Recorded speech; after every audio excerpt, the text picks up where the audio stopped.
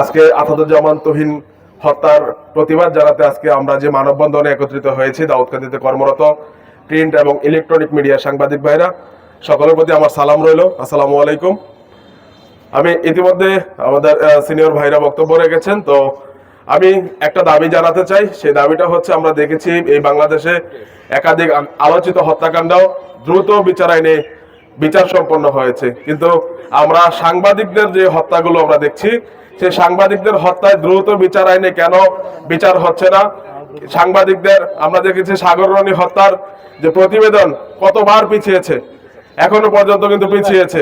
বিগত সরকারের সময়ও সাগর রনি হত্যার প্রতিবেদন দাখিল করতে পারেনি, ইন্টারিম সরকারও এখনো পর্যন্ত পারছে না। বাংলাদেশে যদি একটা হত্যার বিচার যদি দ্রুত আইনে হয়ে থাকে, তাহলে সাংবাদিকদের হত্যার বিচার দ্রুত আইনে হতে হবে।